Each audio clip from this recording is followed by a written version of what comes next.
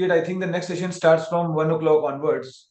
So I will linger on my session, so that is not a challenge. Yes, Let's sir. everything Yes, sir. fine. Sometimes, this kind of technological glitch could be there. So anyway, And for this purpose only, that margin of that half an hour has been kept in between. great, sir, great, great. Thank you.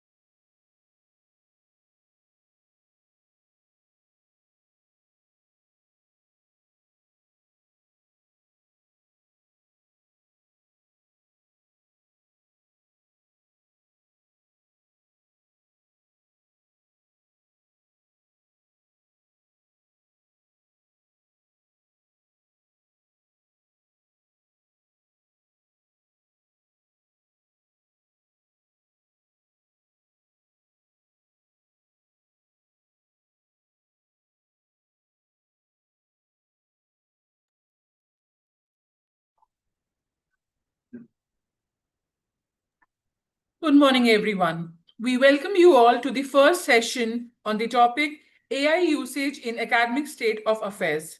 It is with great honor that I now introduce our distinguished speaker for today's session, Professor Subodh Kesharwani. Professor Subodh Kesharwani is a professor in School of Management Studies from 2019 onwards with a total 22 plus years of hardcore teaching and research in information system, technology-enabled learning and its linkages with various domains of management at Indira Gandhi National Open University, New Delhi.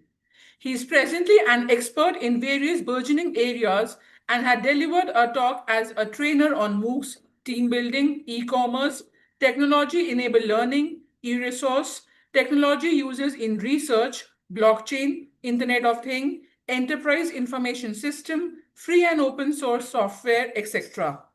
Professor Subodh had developed and coordinated a program certificate in business skills in collaboration with Rajiv Gandhi Foundation, India, and Commonwealth of Learning, Vancouver, Noida, which provides training to the trainers at IGNOU.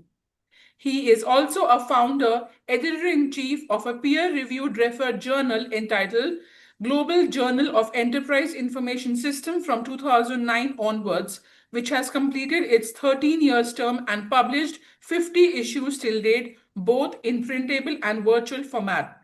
He has written 3 books and developed educational content for various academic institutions.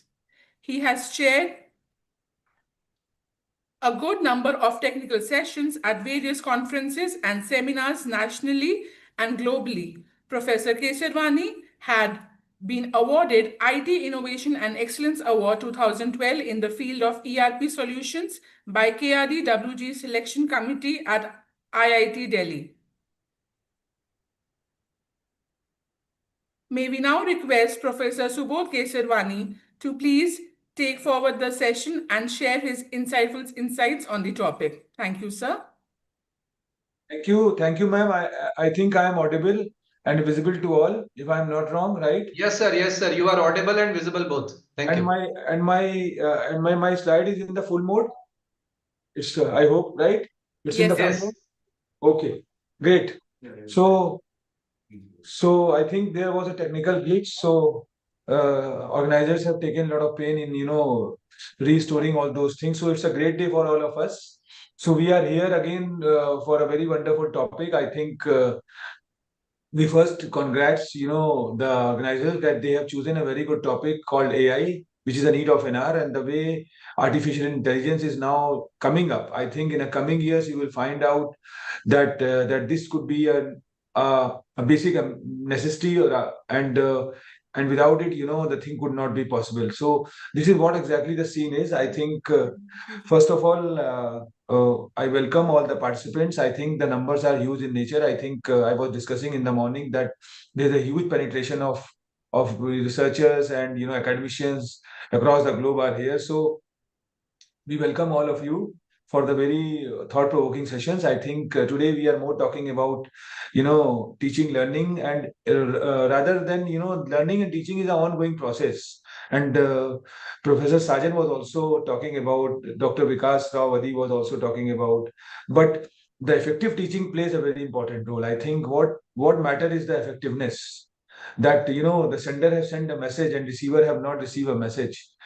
Sender is confident that he has sent a message, but this need to be a two-way thing. So when you talk about effective teaching and learning, I think what matter is that the innovative approach and the pedagogy, which plays a very important role. So what exactly the theme of this particular the scenario is that we have to emphasize more on effective teaching and learning. And as a teacher, I think our role is very important because things are changing very fast. There was a time when the corporates are changing themselves, but right now you find out that teachers are also changing themselves. The shelf life of the syllabi of the curriculum is now changing with the change of time. So this is what exactly the scene is. And definitely this 1 week online international faculty develop program is going to add a feather in a cap, because it's more talks about enabling teachers. And when the teachers are enabled, I think end of the day the students are going to be benefited. So this is what exactly the scene is, that we train the trainers, and then trainers are subsequently moving ahead and revamping the whole structure of academics. So this is what exactly the scene is. I think we will talk more about that, how AI puts its wear boots in academic state of affairs, because AI is now something which is now crossing the boundaries. There was a time when it was confined to defense, it was confined to corporates, but now you find out that it's become a part and parcel of day-to-day activity. The way the things are going to be changed. So anyway, I think we will talk more about that. What exactly the SWOT analysis of AI is. I think need of an hour is there. I've already talked about that it's a need of an hour, that we have to talk more about AI. We have to talk about the usage of AI. I think the proportion matters a lot. Um, uh, I think in management there's a term called carrot and stick. So there must be a proportion of how much the proportion could be, so that things can go on. So here also we have to understand the genesis behind the AI, and we have to find out uh, that AI can be incorporated, not in one go, but in a very very systematic manner. So total cost of ownership is very important aspect. I think this is what exactly talks about changing the mindset, talking about the cost and many things, because today AI, the way AI is now uh, putting in the academic culture, I think what the challenge is that we have to understand that the cost plays a very important role. And when you talk about this kind of technology, the contemporary technology, the shape is like a rabbit, and when you start evolving itself, I think it take a shape of a elephant, and when you go for final implementation, take a shape of a dinosaur. So cost is going to play a very important role, and total cost of ownership is very important aspect, because more you penetrate AI, more you talk about AI, I think the challenge comes into picture. So this cost of ownership is going to take in care, and what could be the proportion of the technology, what could be the proportion of animation, what could be the proportion of learning. This can be inbuilt or designed in the very beginning stage. So now the question is that, is AI a rocket science? That is very true, and we have seen that things are changing very fast, and artificial intelligence is now revamping the whole structure. I think you talk about the blockchain technology, you talk about machine learning, you talk about AI, augmented reality, virtual reality. Everywhere you find out that this technology is now changing. Yesterday technology is no more today's technology, and what we are talking today, I think maybe tomorrow it's going to become redundant. So what matter is that how we are going to talk about, because there is no such rocket science which I have talked about, because you have to customize yourself, you have to make it tailor made, and as per the institution, as per the requirement, as per the need, this AI is going to be changed. So it's not like that, the Western world or the Western universities who have established themselves, like Harvard, Wharton, or the Stanford, that what the model they have developed, I think the replica need to be adapted by us. It's not like that. We have to create our own, the pedagogy, own platform, or own way of learning. I think this is what exactly the scene is. And when you talk about AI, I think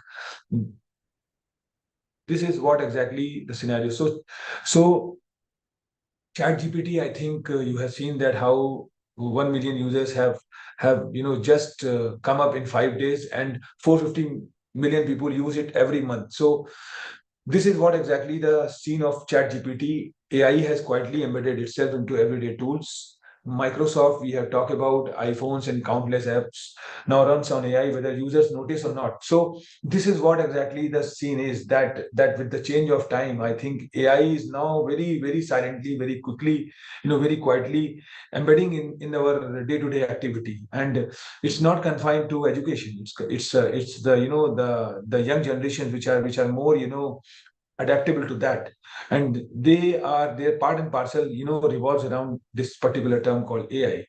And that could be the reason, the Gen Z or Gen Alpha you talk about, I think they are massively using this kind of model. So European Union is going to take a first major step with AI Act. I think India is also working in this direction, and this is going to impose the strict guidelines, and that matters a lot, that how the things are going to be changed. So there are certain facts and figures about AI, that AI has certain potentials. Now it's evolving so fast that even yesterday information can feel outdated. So that is very true, because all the data is going to be interlinked. And every time I talk about AI, I have to put out a disclaimer. So this is what exactly, and there are a lot of changes now coming up. We have seen that, when we write a paper and put in a plagiarism software, well, and we observe that, it's asked for the similarity index, as well as, it's give us the option to check the uh, that that it is AI helped taken or not. So AI has the potential to revolutionize industries like science, healthcare, and education. That is what exactly the scene is, that we have started with corporates, then healthcare, and now education is one of the very important ingredient which is not taking care. So uh, tedious tasks, giving people more time to focus on creativity and meaningful work. That is altogether, the things which is going on. AI can introduce a lot of misinformation. That is also very true. And sometimes we observe that, the repetitive informations are there, and these repetitive informations are are are similar with one another.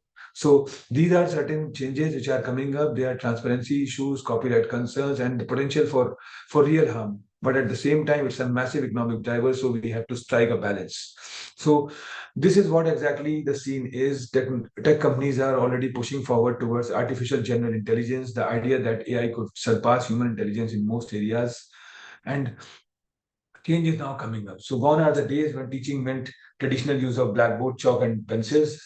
Indira Gandhi National Open University, in which way I am working, I think it's talk more about, the disseminating knowledge through without chalk and dusters, and this kind of model is now coming up. edX is a company which disseminate knowledge through learning management system, through content management system.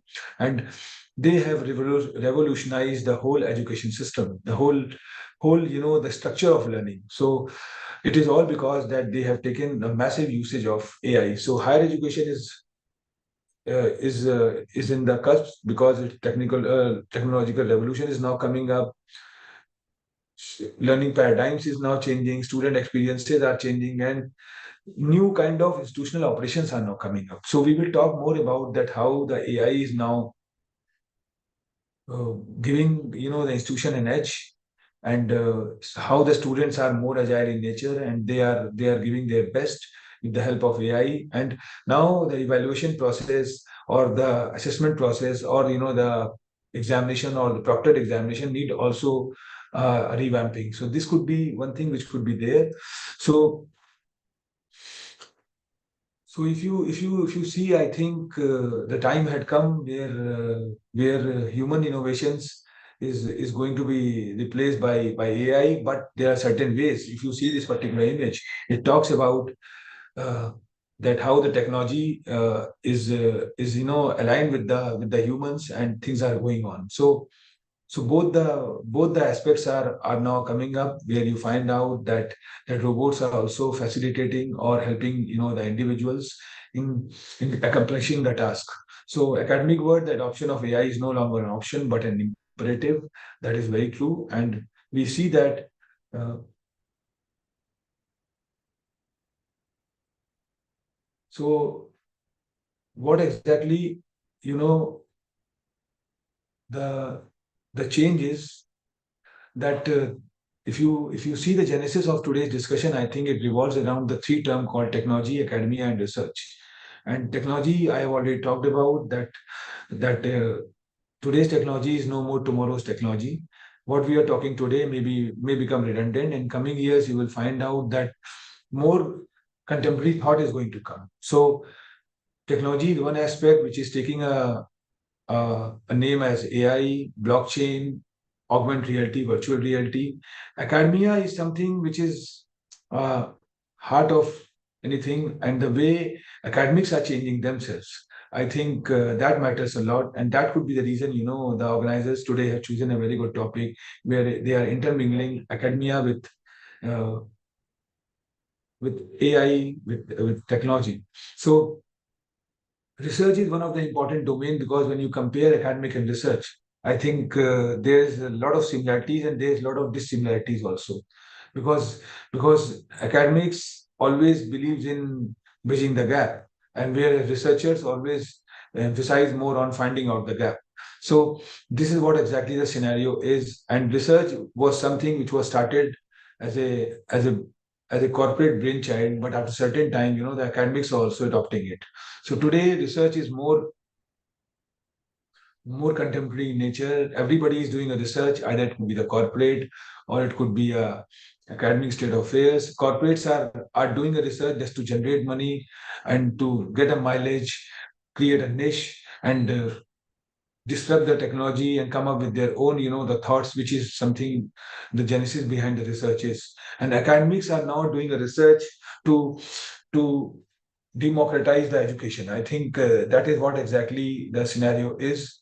And intention is very clear that we have to create a pedagogy, we have to create a model which talks about reaching to the unreached. And that can be done only when, the things are going to be inbuilt in our syllabi, in our curriculum, and flexibility should be given. I think we talk the initiatives taken by government of India. They are also doing a lot of initiatives, like NEP 2020 is one of the initiatives which talks about that how national education policy is bringing the difference in the education. They are giving full flexibility to the students as far as the syllabi is concerned, as far as choosing the course structure, or the contents, or the subjects. So the science students can take the different paper which have no correlations with one another, but they are linking with that. So this kind of interdisciplinary or multidisciplinary approach is now coming up, which is giving a new way uh, to learning. So technology changes future. I think we know that travel is going to be the actual game changer in the next decade. The way traveling is now coming up.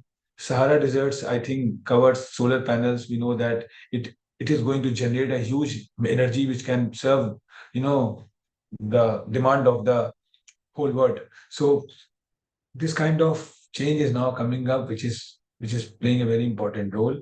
Academia and research, this is a very important aspect, because when you talk about academia and research, this particular set theory is more talking about academic and research. And if you see, I think the left side is academic and right side is research.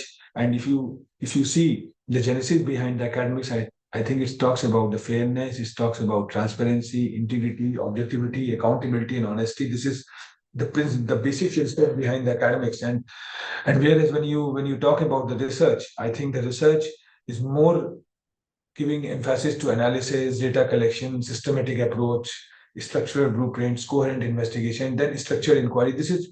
one of the important, the ingredients which comes under the ambit of each of the thing called academics and research. And when this academic and research comes together, I think it's a ready reckoner which is very much useful for all the things. And how this academic and research comes together, I think there's a great role of AI, there's a great role of technology into it, because what the technology is doing, that wherever the scattered data are there, it's going to be interlinked with that.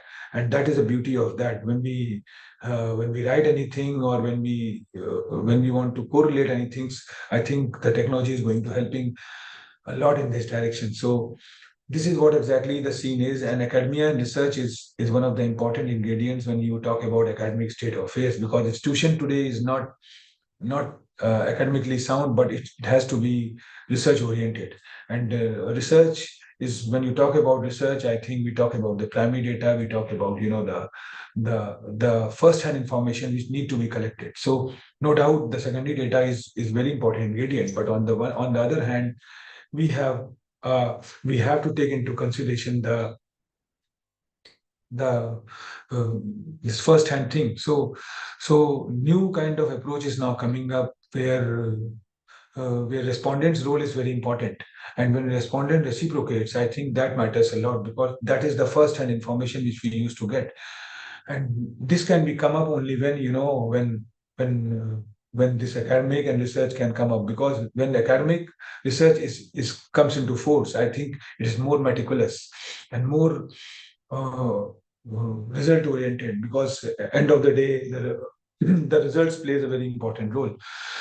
So what research culture means to us, I think it talks about ensuring the integrity of research, enabling research opportunities, recognizing and developing research community, sustaining supportive and inclusive environment. So certain things are very important. Ethical and trusted research are there. Then you have protected time of research, and then uh, postgraduate experience also matters a lot, because effective training and development and other things are going to be interlinked. So research culture is going to be developed in an organization. The corporates are now is institutionalizing themselves. I think if you talk about Google, if you talk about Oracle, if you talk about all the big players, they have opened their own universities. They have opened their own institutions, and these institutions are doing what? These institutions are bringing a paradigm shift. These institutions are developing a culture, and that could be the reason. If you talk about Google, I think it always stands, number one in good place to work. Intention is very clear. The reason is very much clear, that they are developing a culture, and when you develop a culture, I think you the habit automatically imbibe in the system. And that could be the reason that these companies are considered to be the employee friendly companies. And when they are taking care about the employees, then these employees are taking care about the organization, and end of the day, the customers are the one who are benefited by that. So this is what exactly the scene is. I think same happens with the academic institutions, where teachers are now developing a research culture, involvement of more students and more participation of students.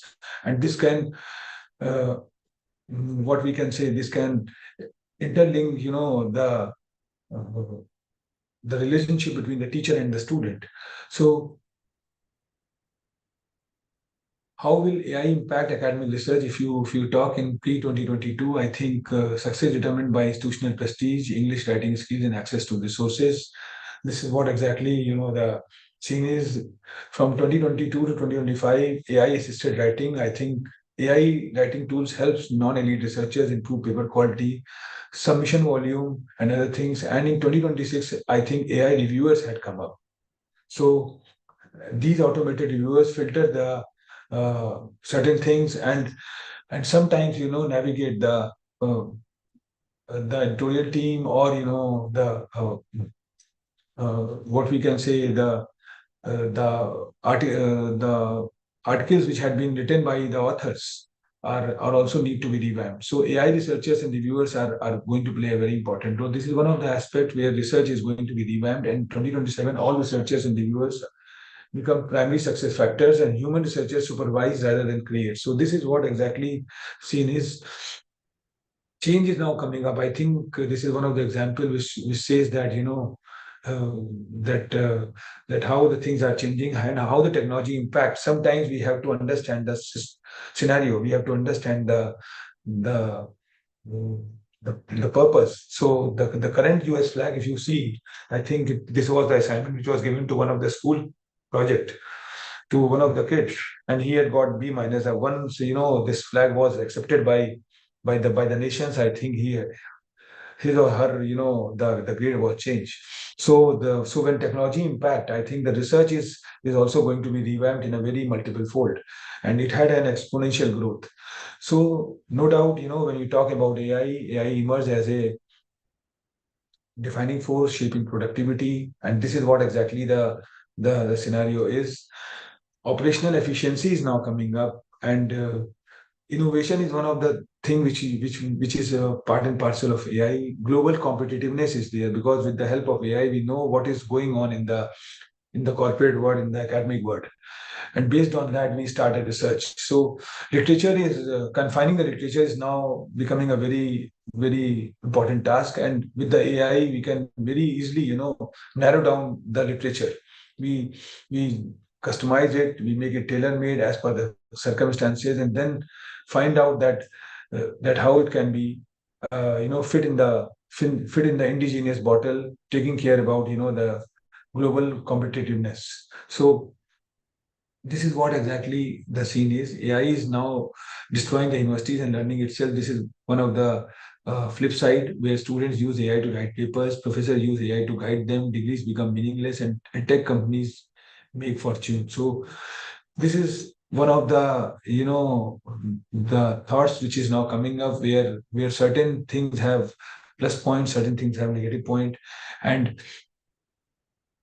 institutions have to balance innovation with responsibility. I think this is what exactly the study which had come out, and unacknowledged AI generated text can constitute academic misconduct. And this is what exactly going on in the coming years where penalty is going to be imposed. I think the way we have restricted ourselves as far as similarity index is concerned, as far as the plagiarism is concerned, I think here also the capping or the ceiling is going to be decided. I think somewhere the check and balance model should be there, which talks about that unacknowledged AI generated text can constitute academic misconduct, and certain things are now coming up. Entering personal or institutional data into public AI tools raises privacy concerns, and universities therefore develop policies that emphasize transparency, data security, and skill development while allowing students and researchers to experiment with emerging technologies. So, what we have observed that what had been come out from this whole episode that time is now very tough for as far as the institutions are concerned, as far as the teachers are concerned, and as far as the students are concerned, because now technology is more acute with that. What knowledge we are going to disseminate to the learners, I think it's already available on on the databases, on the apps, and these can be very frequently and very fastly explored. So now the challenge is what that how we are going to disseminate knowledge, because when you have got gigantic data, the terms comes into picture was the big data analytics. So here also, when you have got surplus the resources, when you have got surplus content in your hand, I think personal or institutional data into public AI tools raises privacy concerns. Universities therefore develop policies that emphasize transparency, data security, and skill development while allowing student researchers to experiment with emerging technologies.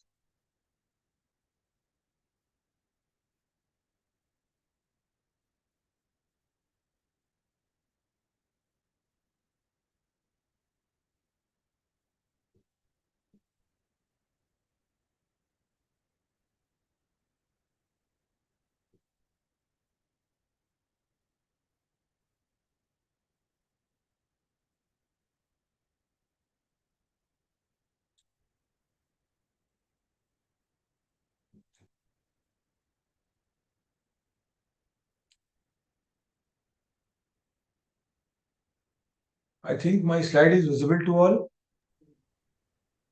No, sir. Sir, the slide is not visible. The screen is visible, sir. You need to click on the slide again.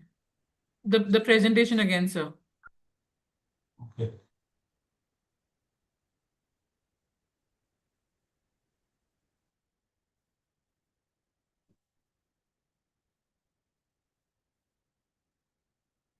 Hope it's okay now.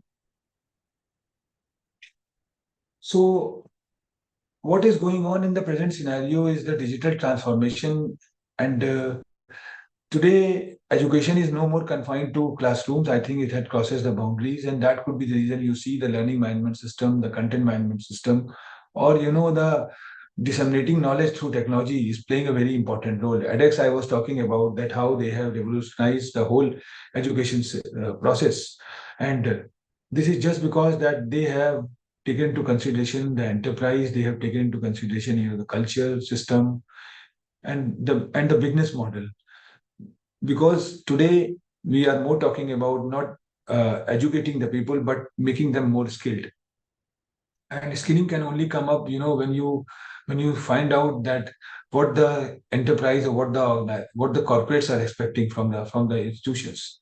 And if the corporates are expecting uh, what we can say, that the person should be more skilled. I think that need to be imbibed, that need to be interlinked in our syllabi, and that could be the reason. I think the academics are also changing themselves.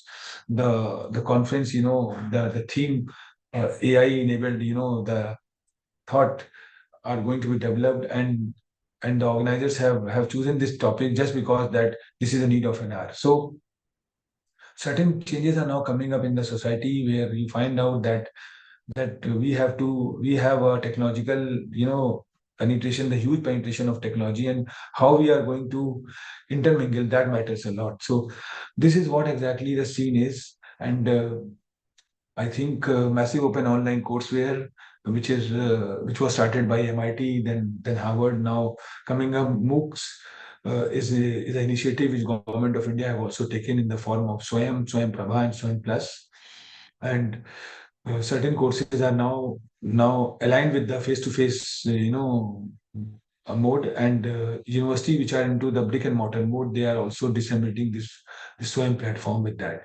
So hub and spoke model is there. I think government is working in this direction where digital university concept is going to come up, where hub would be the digital university, and spoke would be the various institutions which are in different verticals, in the face to face mode, in what we can say, in blended mode or in hybrid mode. They can come together along with that. So the beneficiaries would be the students who are not a bona fide student of that particular institutions, but they can also get a privilege of that thoughts which are going developed by the different universities at different places.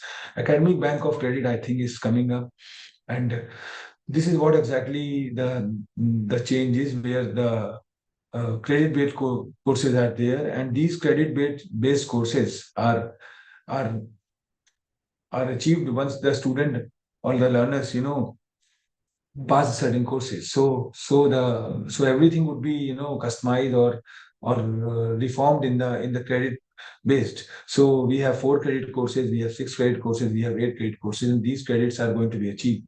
And once the learner achieved 100 credits or 120 credits, I think he or she is entitled for getting a bachelor's degree. So academic bank of credit is now initiative which is taking care. University centric approach is now coming up.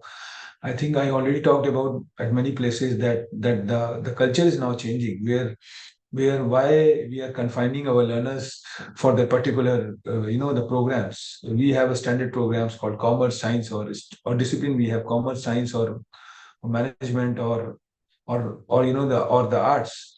But when you are in the university centric model, I think what matters is that you are enrolled in the university first, and you will devote certain time, say a year or two, in learning the minors. And once you accomplish all the minor components, I think and move into the majors, and your majors are going to decide that what would be specialization is. If you take science as a major, you get a Bachelor of Science degree. If you take humanities as a major, I think you get a Bachelor of Arts. And same happens with the commerce. So this is what exactly the way his learning management system, I think, is now inbuilt, and this hybrid education is now coming up, where you find out that learning management system is more talking about the four quadrants. We have what we can say.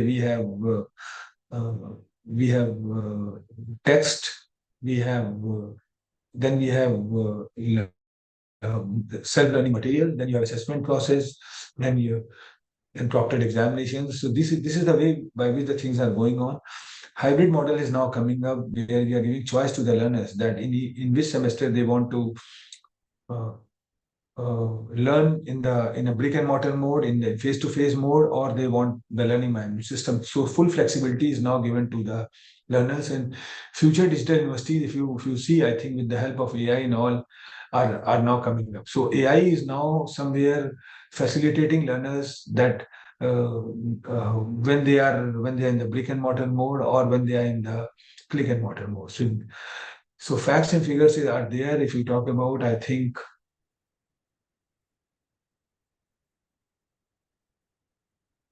over the last 20 years, there have been a gradual shift of resource in computing.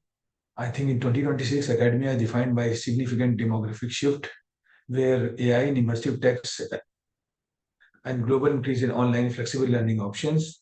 India's, one nation, one subscription model had come up. You have seen that how the accessibility of 13,000 e-journals are access are accessible to all the students, and 1.8 crore students are just accessing the 13,000 e-journals, under the ambit of one nation one subscription policy.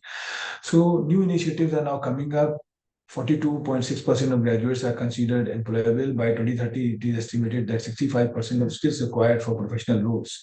And skilling is a very important aspect. And when you talk about skilling, I think that need to be taken care, because industry demands about the skilled person. It's not like that you educate. I think what matter is that Professor Sajan was also talking about that learn, unlearn, and relearn philosophy should be there, where we have to unlearn ourselves, then unlearn, and then relearning. So this relearning model should be there. I think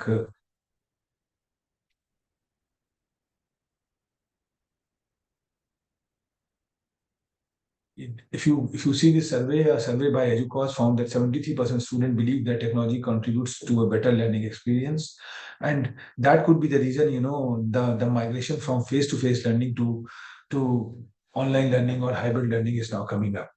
So if you see, I think there are certain statistics which talks about that how AI and higher education institutions are interlinked.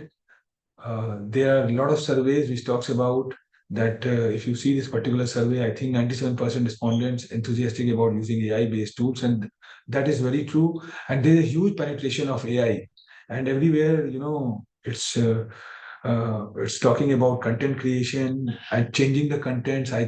Generating assessments, conducting evaluation, attendance monitoring, and feedback generation is there. So if you see the statistics, I think 41% actively use AI, 38% tried AI but not actively using, and 21% have tried AI yet.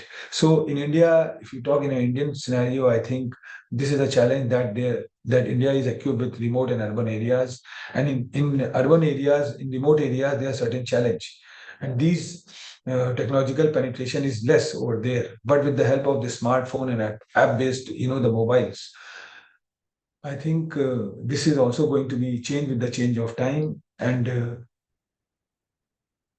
so learning need to be changed. I think with the help of technology, we have seen that how this Minecraft, TED Talks, and smart boards are revamping the whole system. So technology has transformed education, and as I was talking about that, this need to be changed. I think when you talk about school education, when you talk about primary education, the Minecraft is something which is massively used by the Gen Alphas, and these Gen Alphas uh, are, and if this Minecraft can be customized or tailor-made. It could be educationally oriented. It could be equipped with the syllabi. I think somewhere the more purpose is going to be solved.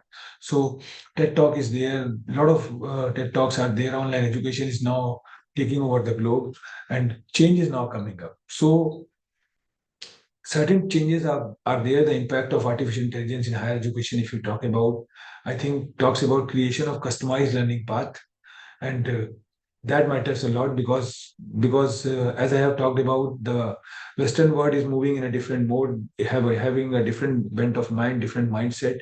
And when you talk India, I think or the countries which are in different mode, which are heavy populated, I think uh, customization is going to be a very important affair, and this tailor-made approach, personalized learning path need to be developed, individual centric contents need to be created, and students involvement should be more in that.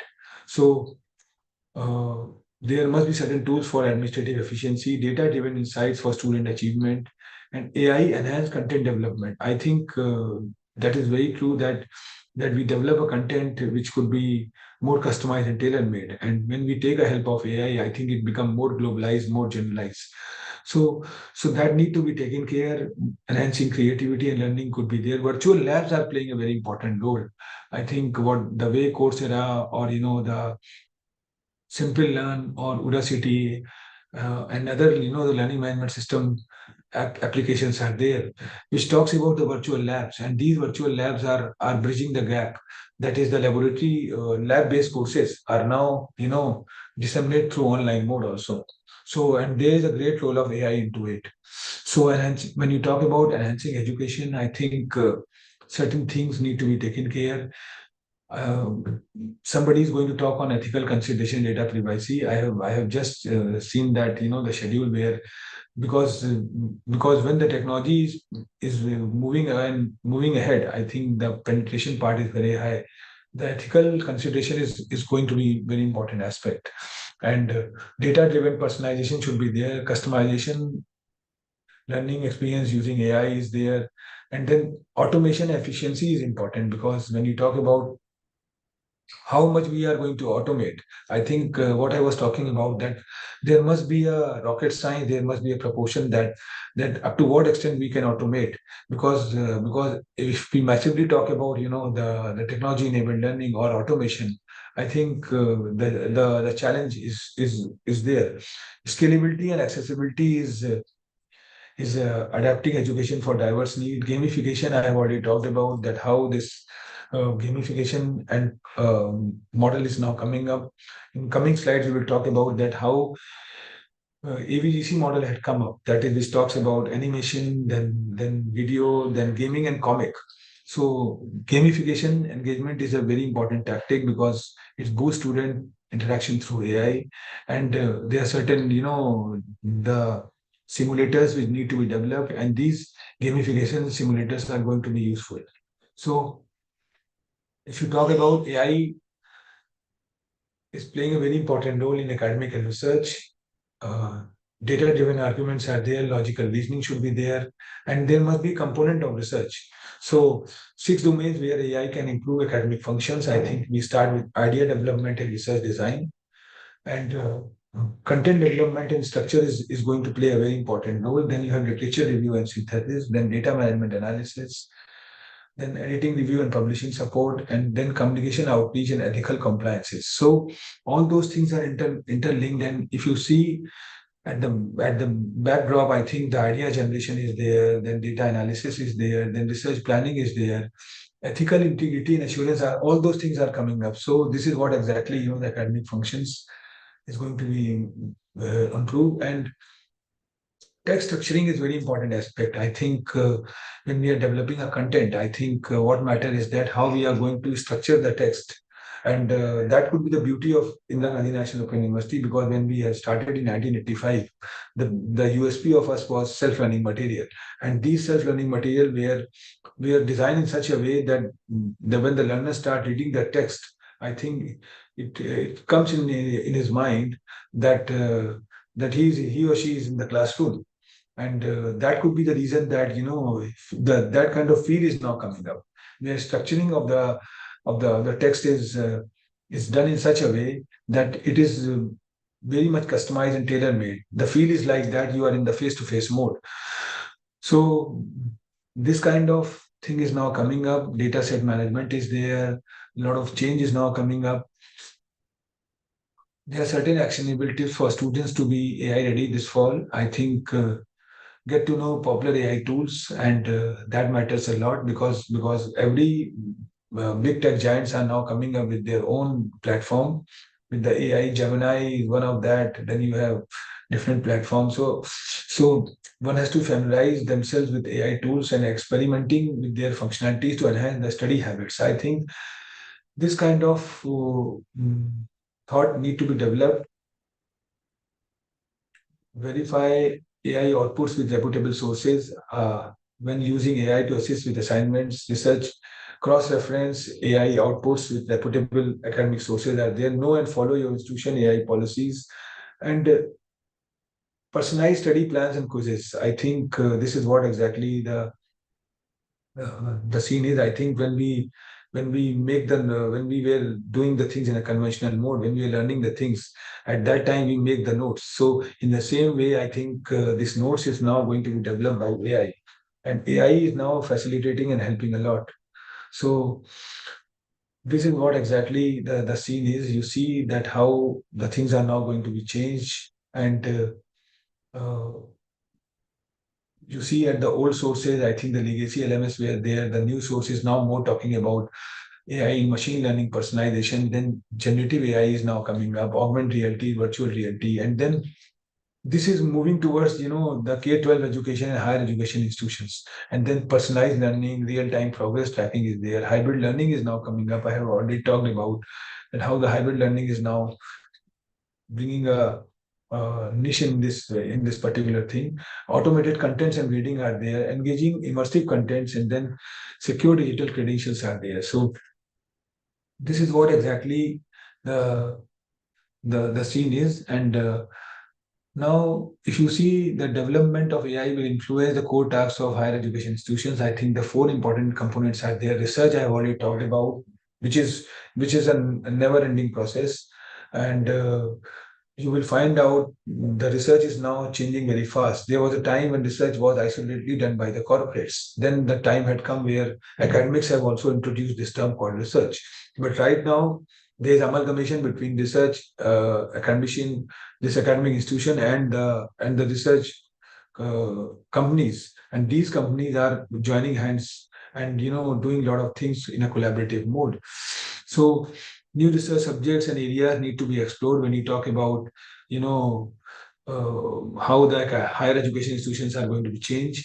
Changes in publishing and evaluation. I think publishing and evaluation part is going to be changed very soon because this reviewing process and what you're going to publish have a shelf life.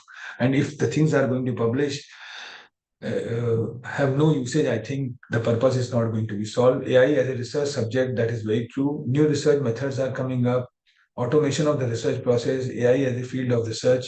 So these are certain ingredients which comes under the ambit of research and need to be explored. Education, I think, change in learning process, that matters a lot. That turning this teaching pedagogy need to be revamped, and learning need to be done, and the more flexibility should be given to the learners, that they can learn at as per their pace, as per their circumstances, as per their time. So future education needs are required, which domains are need to be explored more. I think that AI is going to find out. Adaptive learning, learning support is a very important aspect. AI in the study process and assessment, I think that had come up where we have find out that that proctored examination is now coming up. The computer-based tests are coming up, so which was not confined to MCQs, but to the descriptive answers also, where AI can assess the student uh, what we can say the movement and what they are going to evaluate that. So a lot of AI tools in education is now there. AI as a field of education is coming up. Support, I think, matters a lot because new kind of information and AI tools are going to be developed and more training need to be done. That could be the reason, the total cost of ownership, which I have talked about, matters a lot because it talks about the involvement of the cost. More you talk about AI, more you talk about technology. I think there's more involvement of cost. So cooperation and partners are there, AI expertise as a resource for society and AI partner for business. So I think there are certain benefits of AI in education. I think AI creates immersive experiences. Gamified learning is now coming up. There are certain various tasks which need to be automates and uh, and where the involvement of educators are very less because there more involvement of machine, and when the machine evaluates or check, then after the academician role comes into picture. So this is what exactly the scenario is, that personalized education, and then more motivation among given to the students, and certain things are going on. So I think I have another 5-10 minutes. I will wind up by that, and then we have question now because that matters a lot, and that could be the reason. This all these education model is now converting into edtech models, which we usually call the education technologies. And if you see the stake, I think the uh, Asia Pacific stake is more. By in 2025, it was the green color is somewhat less when you compare with the other colors, but in 2030, I think Asia Pacific and role is more important. So market size is now coming up, and certain things are going to be done with that. This is what exactly thing is. I think e-learning technology compass is a very important aspect. We have three circles, and the inner circle talks about the goals, talks about the diversity, talks about the work, and then you have middle circle which talks about problem solving, storytelling, parenting, and this is what exactly the electronic learning technology model is. And then and the larger circle is quite open, which is having a baskets of online courses and free and open source software and a lot of technology which is there. So AI is also in there. So genesis behind artificial intelligence is that the more the interlinkage of the data, and the data which are free and open source, I think more uh, acceptable to all. So that could be the reason you see that how this landscape is technology has become an integral part of the learning process, where you find out that lifelong learning model is now coming up. So that could be the reason. There are certain institutions which have developed the full-fledged department. Delhi University is also one institution which have developed the lifelong institute of center for lifelong learning. So all those things are going on, and ring of technology is more talking about this particular thing. And if you talk about implementation decision, I think academic discipline, success metrics, critical frameworks, technology, all comes together. So this is what exactly the competitive advantage at the instructional core is there. At the middle, first you have scaling of the standard instructions, then you have differentiated instructions, then you have expanding opportunities, then you have increasing learners engagement. So gaming and video tutorials and live on tutoring, then pre-recorded lessons, the static content, the dynamic content, and the real-time contents all need to be interlinked uh, and uh, and aligned with one another. So that could be the beauty of this particular thing. So I think it's all about what I have talked about.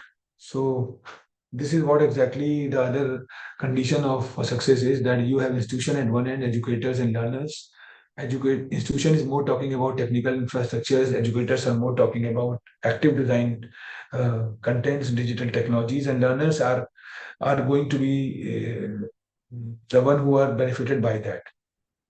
So AI role is now more important, and this is something which is there. The old philosophy, what we have, is going to be interlinked, interaligned, and then with the help of that, things are going to be changed. So success, if you talk about the with the implementation of AI, is changing very fast. I think very fast. The content need to be revamped, and the mindset of the academicians or the teachers need to be changed. The faculty development program like this is definitely going to add a feather in a cap, because this had bring a lot of changes among the academicians, and these changes and these technological adaptation will revamp the whole learning process, the whole teaching pedagogy.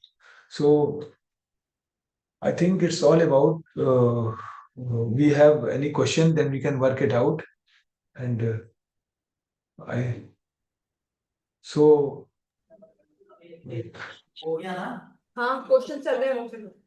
Thank you so much, sir, for such a powerful and thought-provoking session. We will now open the house for questions. We have received, sir, around 3 or 4 questions in the chat box. Our first question, sir, is from Miss Priyanka Mavi, and her question is, how can AI be incorporated in the examination taken by the students? In your opinion, can we ever have a scenario where pen and paper exams is completely removed by AI tools? it's a very I think what is the first question? What is the first question? Okay, so the first part of question is, how can AI be incorporated in the examination system taken by students? That is the first part of the question. And the second part is, in your opinion, can we ever have a scenario where pen and paper exams is completely removed by AI tools? The first question is very good question, because I was director Center for Online almost 3 years back. After that, I have taken this assignment as a chief vigilance officer. But when I was heading that particular division, the Center for Online, and we have Swayam and Swayam Prabha with us, and we were the national coordinator of this Swayam and other platform, and we were the one who has started this online program. I think disseminating, the what we can say degree through online. So we have developed our own open source platform called Moodle. So with the help of that Moodle, we have developed our own learning management system, and this Moodle was inbuilt with the 4 quadrants. That is, the text, and then assessment, and then proctored examination. And so when you talk about the proctored examination, I think we have 2 mode of conducting the proctored examination. That was pen and paper and computer-based test. And on the other hand, since IGNU have a pan-India presence, and we have some international, centers also.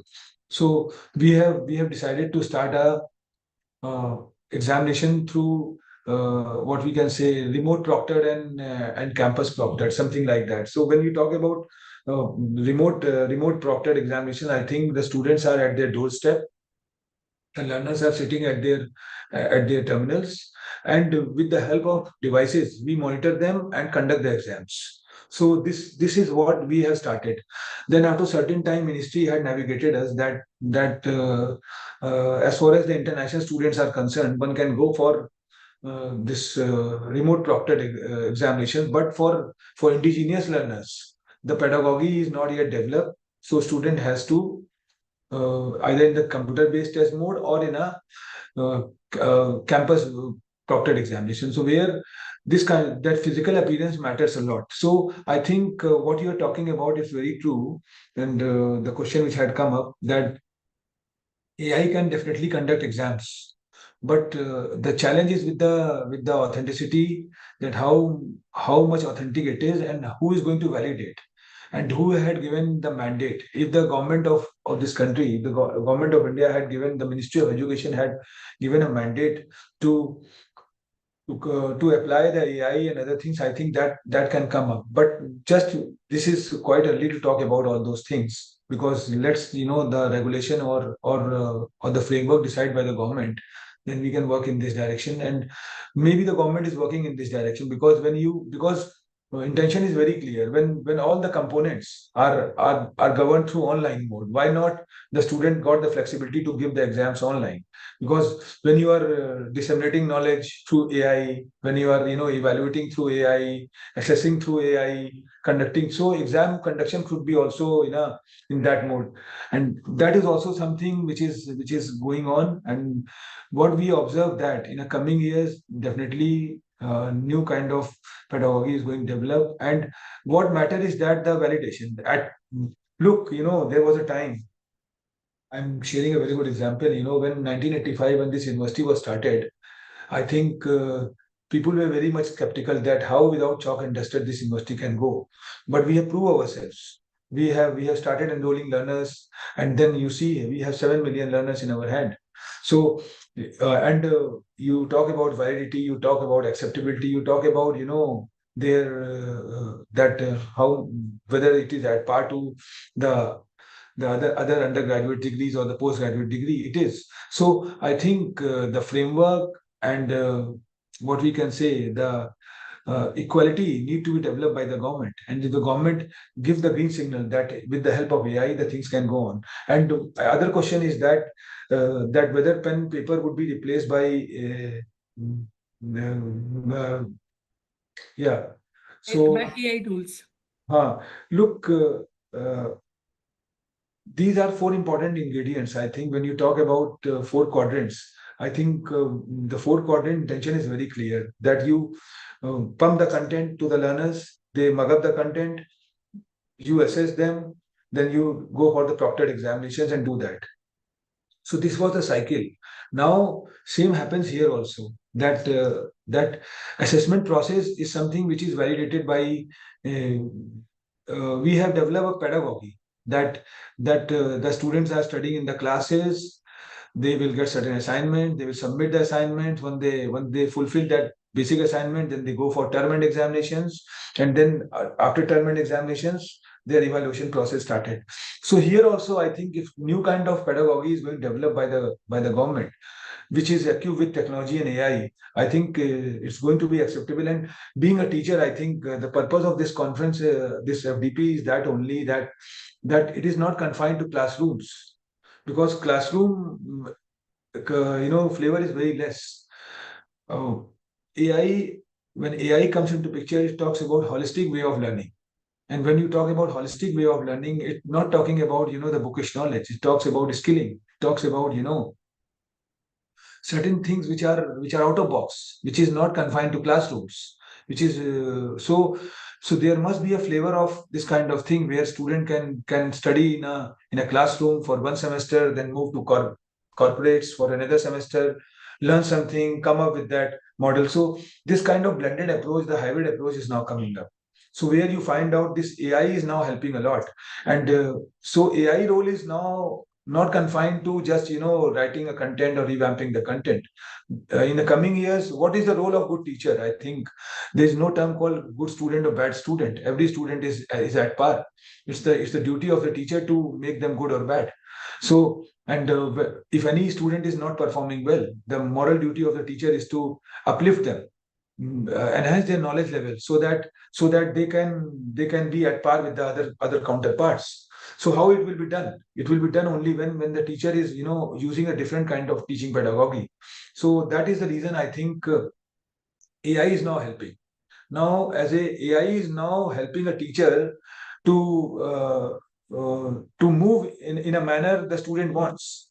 So this kind of new thought is now coming up, where the AI tutors are there, and these AI tutors are intermingled with the teachers in a classroom, and finding out that, because the adapt what we can say, this the learning habit, adaptability of learning is, it depends from learners to learners. One student can learn the things in a shorter span, and one can learn one can take some more time. But end of the day, what matters is that how they are going to perform in the examinations. And if they performs well, they score that.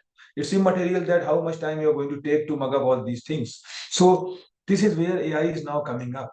I think there must be a rocket science, there must be a tailor-made approach which talks about that this is something which is going to be applied to apply to these learners, and this is going to fit in the bottle of these learners. I think this is the role of the teacher, because if you go into the backdrop, if you go in the mythological age or the Neolithical age, you will find out, or the Takshila or something like that, Nalanda universities, which was developed by uh, our forefathers. They understand the genesis behind the learning, and I think that is something which is there. I think AI and technology is something which is changing with the change of time. Maybe tomorrow we are going to talk something else, which is quite different. What matters is that how you're going to skill the learners, how you're going to make them acquaint, make them acquaint, make them acute with the current state of affairs. And that is where I think change is now coming up. And effective teaching and learning, the topic had been taken is because teaching and learning is going on. Good teacher can always be a good student. I am a teacher, but I am learning many things from my kids, from my students. That matters a lot. But what matters is that effectiveness plays a very important role, because effectiveness talks about opportunities, talks about placing in the industry, creating their own enterprise, making their own startups. It's not confined that because, and that could be the reason AI is now coming up. So what AI is doing today is in a great way, that they are they are giving us a roof that you can move in this way. The content which you are mugging up or studying, I think it had no weightage. So one should diversify themselves, and that is the beauty, I think, which is going on in the coming years. You will find out that teachers and students are now changing. I think more faculty development program need to be developed, because teachers require more updations, and there are certain real life the AI based training programs which will come up in the coming years, and create a niche. Yeah. Thank you, sir. Our second question for the day is from Ms. Bhaswati Das.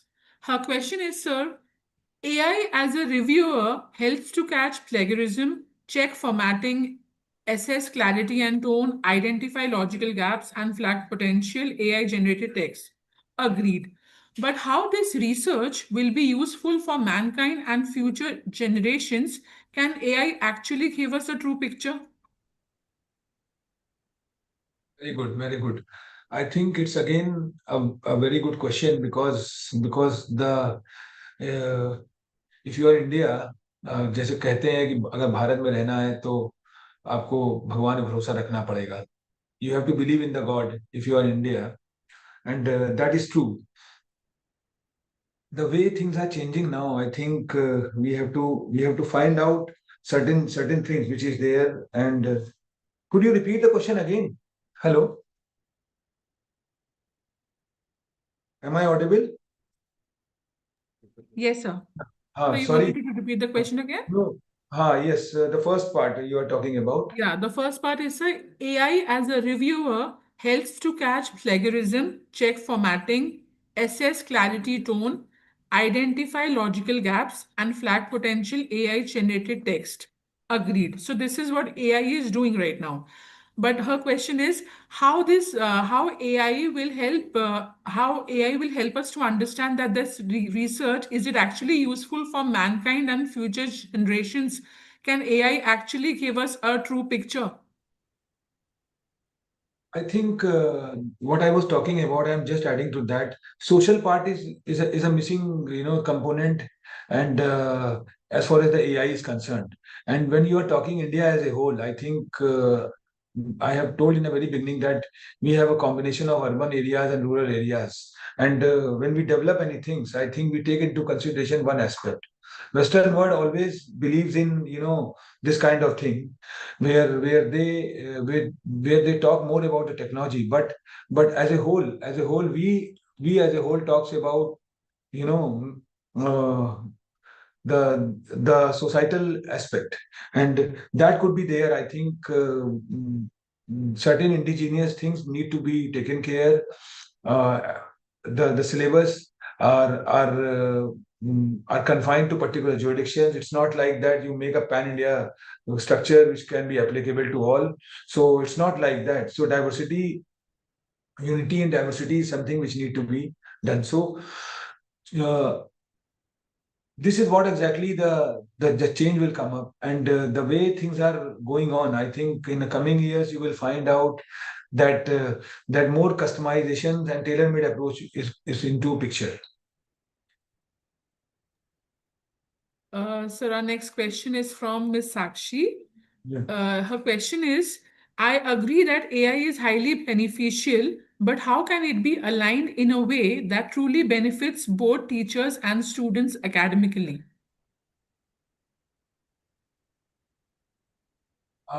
It's I think the way technology is now penetrating, either it could be in the form of AI, machine learning, deep learning, or augmented reality, virtual reality. Uh, they are benefiting the learners, but the thing is that who are the real takers? Whether we are taking in the manner we have to, because because it's the interpretation always matters a lot. You have a glass with half water filled, you will say it's half empty. So what matters is that we have to understand the genesis, and we have to find out the utility. The uh, extent of anything is bad. I think अति सर्वत्र वर्जेत संस्कृत में भी हम बोलते हैं एक बार.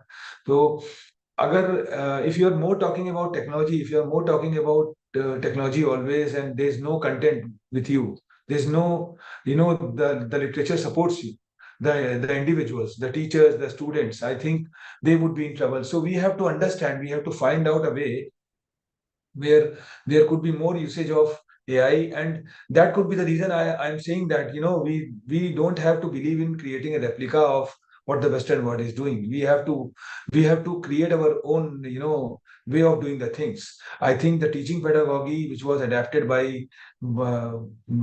by one institution is going to be uh, adapted by other institution in the same manner, whereas jurisdiction matters a lot. So what according to me is important, that the tailor-made approach, the approach which is going to be fruitful for the particular people, need to be designed and need to be taken care. So it's not like that you just create a replica of the Western world and just apply. I think there are certain social issues which are revolving around the particular jurisdiction, and based on that, the syllabi and the content need to be revamped or redesigned. Our next question is, sir, from Dr. Tanveer Ahmed. His question is, how can AI be integrated into assessment systems in a way that enhances critical thinking, creativity, and academic integrity rather than replacing human judgment?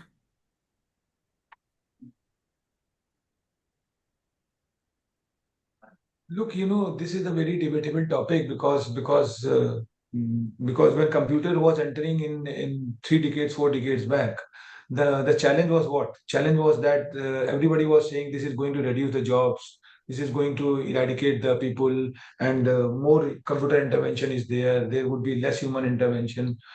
So this kind of model was there, and same occurs here also, because when we start writing a one-page article, I think we have to study a lot.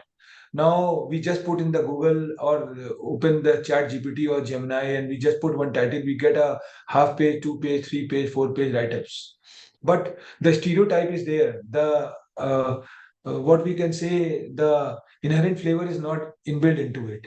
So this is what exactly the scene is, and that when AI has to be, we have to understand that how it is going to be taken care, because when AI is going to enter, I think the way AI had come up in academics, there are certain very good examples. I think in Harvard, what we have observed, that Harvard University have started, employing a professors, AI professors, and these professors are now disseminating knowledge. And humans have a constraint; they can teach for for 3 lectures, 4 lectures in a day, but robots can teach, in a 24/7 mode. But the challenge is there. So there were certain threats which is now coming up, and I think this threat is going to be narrowed down only when you understand that how this human approach is going to be applied more into it. For that, the cognitive science, the behavioral science, and other approaches are there, and there are certain challenge also. I no doubt when AI will come up in a full-fledged mode in academics, in corporates, in research, there will be less human intervention and there will be job cuts also. But end of the day, new vertical is also going to open where you are going to train the robots. So one of the domain which is going to be having less weightage, but on the other hand, some more thought is going to be developed by that. So this is what exactly the scene is, that that AI is no doubt somewhere working as a facilitator and somewhere creating a debacle also. So big challenge is there. So dependency part, I think, need to be narrowed down, and it could be very meticulously handled. So if dependency is more on the technology, I think we have to understand there would be that how much proportion would be the usage of technology and how much the that could be the reason you see that when government of India has started a SWAYAM program, the massive open online courseware, that they have put the capping that 40% of the SWAYAM content is going to be used by the face-to-face institutions, whereas they have still maintained the credibility of the face-to-face institutions. So here also I think the policy need to be developed, and that could be the reason I'm saying that all the big institutions are now going to develop their own policy and framework which can be applied, so which can navigate that this could be the proportion of the execution of this AI, or what could be the proportion of that. Sir, our last question is from Dr. M. Sasi Priya. Her question is, do you think that AI can assess the speech of children with speech disorders and provide appropriate remediation? If so, it could be highly effective. Speech. Okay, I'll repeat the question, sir. Do you think that AI can assess the speech of children with speech disorders and provide appropriate remediation? If so, it could be highly effective. If I'm not wrong, I think those who have raised the question, they have a look. I think it's more aligned with the speech recognition software. I think Professor Vikas Rawadi is also there. So this is what exactly. This is just when you look for AI, everything is a garbage, right? You are putting the garbage in and you're getting the garbage out. This is the genesis behind the data. So if you put the wrong data, you get the wrong results. You put the right data, you get the right result. Data, there was a time when data was just confined to name and email or text, but now data is over and above to that. It is not video. It is not animation. It is not text. It is not human. It is a real time thing. So real time matters a lot. That how much real time the things which is going on. What exactly the people are doing. So for e-commerce company, the data is not my name and mobile or my email or my wallet. What matter is that what my footfall is, at what time I am getting up in the morning, at what time I am going to my office, at what time I am doing a window shopping, at what time I am doing a real shopping. So they are now knowing my footfalls, they are knowing my real thought, and based on that they are going to reframing or designing the thing such a way that when exactly this guy is going for real shopping, I think we will hit them a lucrative offer, and through that lucrative offer the product is going to be cracked by them. So what I mean to say, well, please understand that things are now going to be changed.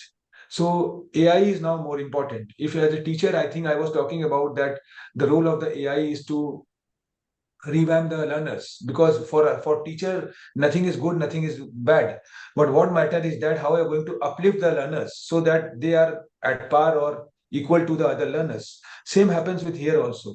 AI is now working as a analytical, what we can say, as an analysis, as a interpreter, which can find out that what exactly the people are thinking. It is not helping teachers in developing a content, but somewhere it is helping teachers in bridging the gap between the teachers and learners. So this is the beauty of that. It's not like that. Sometimes we know that I am disseminating knowledge in my class, and the learners are some learners are knowing what I am teaching. But still they keep mum in the class. Some learners are start shooting questions. So this kind of the format is there where you have to find out that how AI is how AI is going to bridge the gap between the teachers and learners. Learners are now more acquainted, more acclimatized, or we can say more advanced or more knowledgeable as compared to the instructors. And these instructors are also update themselves. So what exactly the scene is? So AI is now helping in filtering out. I think there are certain schools, when the school going kids or the class 9 student move to class 10, they bifurcate the classes into different sections. One section is for the bright learners, those who score between 95 to 100. They make one class for them. For others, they make a 90%, they make a different class. So I think this kind of filtration is need to be done by AI, where AI is finding out that which student is of what kind, and what exactly the expectation of the learners is. So based on that, I think, and the academics and AI can come together and finding out that what exactly the expectation the learners have, and based on this thing, the things are going to be changed. Because if you are going to teach the learners what exactly they are knowing about, I think the purpose is not going to solve. So the stream also matters a lot. We are emphasizing more on one discipline, whereas the learner is having a different mindset. He is more interested in different discipline. So this behavioral approach is also going to be learned, what we can say, explored by the AI, and finding out the way about that. So I think this is what exactly the scene is. Change is now coming up, and mm, everywhere things are now changing. The curriculum is now changing.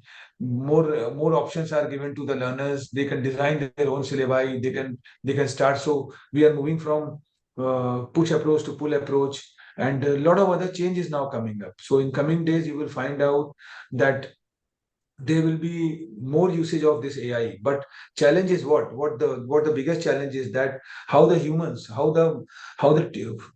this teaching force is going to be uh, regulated. Because if teachers are eliminated, I think, and machine are going to teach the students, the hue and cry situation is there. Who is going to evaluate them? Who is going to judge them on day-to-day basis? Because machine is not going to judge them on daily basis. I think the human intervention is there.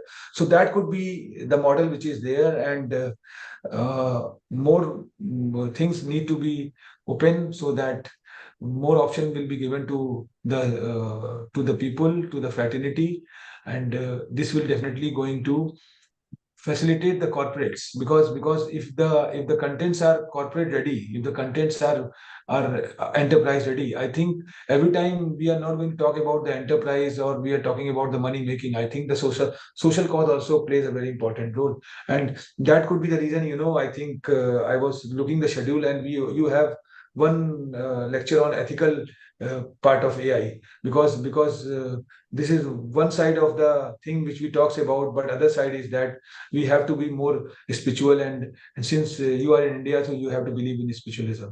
It's like that only. Thank you so much, sir. Uh, Your insights on the evolving role of artificial intelligence in the academic state of affairs, its influence on teaching learning practices, assessment, research, and institutional decision making have provided us with valuable clarity and direction. You have effectively bridged technological advancement with academic responsibility, encouraging us as educators to adopt AI thoughtfully, ethically, and purposefully. May I now request Professor Shalu Tandon, Vice Principal DBIT, to deliver the vote of thanks.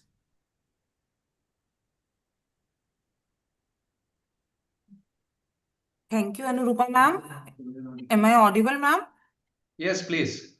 Yes, Yes. ma'am. I give you thanks, O Lord, with my whole heart. Before the hearts, I sing your praise. I bow down towards your holy temple and give thanks to your name for your steadfast love and your faithfulness. Respected dignitaries, esteemed resource person, faculty members, and dear participants, I, Professor Shalu Tandon, Vice Principal DBIT, deem it a great privilege to represent DBIT as I stand here today to thank all whose contributions and efforts have made faculty development program a reality. I sincerely thank our keynote speaker, Professor Subodh Kesarwani sir, for kindly accepting our invitation. We owe a huge debt of gratitude not only for gracing the occasion, but also for sharing the insightful and engaging deliberations, which provided us with valuable perspectives on the integration of AI tools and innovative strategies in teaching learning practices. We are really grateful to our Reverend Professor Sajan M. George, Chairman TBIT, for his constant support and motivational remarks. I would like to thank Father Biju and the management of DBIT for constantly supporting and guiding us on the best possible way. We would specially want to express our thanks to Director Sir Professor Vikas Rao Wadi, whose commitment have greatly influenced the institute. We also appreciate the organizing committee and coordinators for their dedicated efforts and meticulous planning that ensured the smooth and successful conduct of technical session 1. We are thankful to our registrar sir, HODs, program coordinators, convener and co-conveners. Special thank to our anchors and the organizing team of FDP.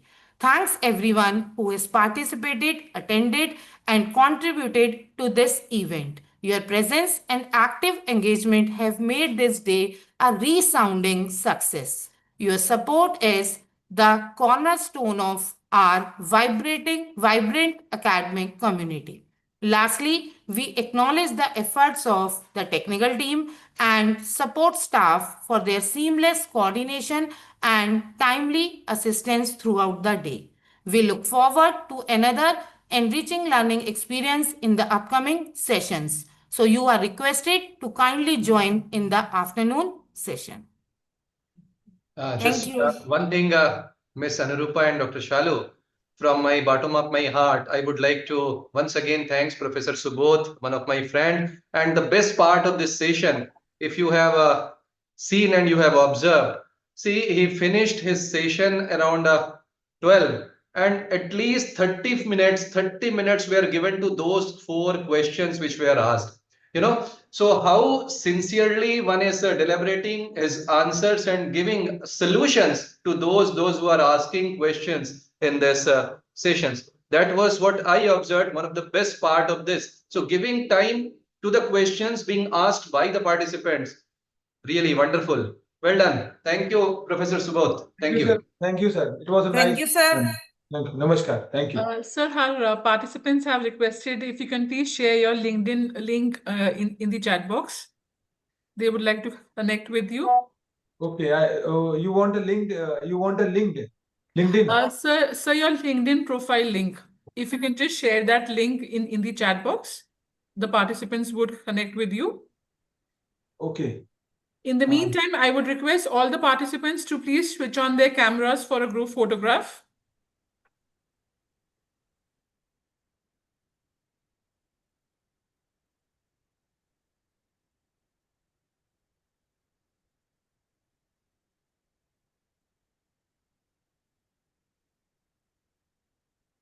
Anurupa, please see the numbers also. How many of them they have switched on their cameras? No.